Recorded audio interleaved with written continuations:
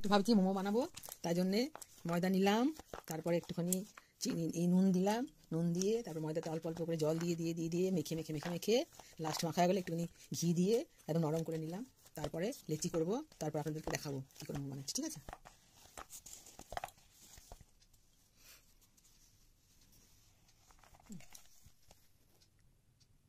কড়াইটা ধুয়ে তেল দিলাম, তারপরে একটু জিরে ফোড়ন দিলাম,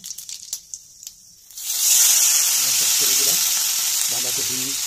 বাঁধাকপি ফুলকপি গাজর বিট সব একসাথে মিশ্রণ সব ছেড়ে দিলাম। ভাজাটা হবে। বিট গাজর দিলাম, বিট গাজরটা দিলে খুব টেস্ট হয়। আপনারা দেখুন, শেয়ার করুন। লবণ,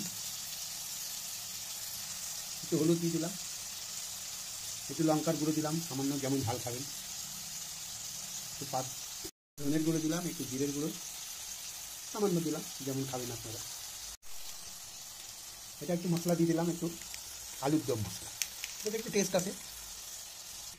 একটু নাড়াচাড়া করে ভালো করে একটু নাড়াচাড়া করে মশলাটা চারিদিকে নুন টুন দিয়ে দিয়েছি, তো একটু ভালো করে নাড়াচাড়া করে দিলাম। ঢাকা দিয়ে দিই, সেদ্ধ হবে 15 মিনিট 10 মিনিটের মধ্যে সেদ্ধ হয়ে যাবে। 10 মিনিট ভালো করে নাড়াচাড়া করতে হবে, সব পুরো তরকারিটা মেলাতে হবে। তো ভালো না মিলিয়ে দাঁতে লাগবে, বাচ্চাদের গলায় টলায় লেগে যাবে, ওই জন্য ভালো করে একটু মিলিয়ে নিতে হয়।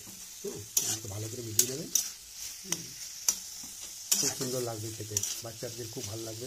মোমো তো ওরা ভালোই বাসে। একটু চারিদিকে একটু জলের দিয়ে প্রলেপ দিয়ে দেবেন, তাহলে চিপ ধরবে ভালো। মাঝখানে পুরটা দিয়ে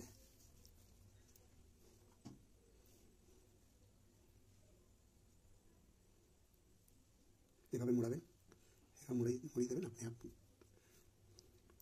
একটু করে গুঁড়িয়ে দেবেন, দিয়ে দেবেন। ও স্টিমে আস্তে আস্তে হতে থাকবে।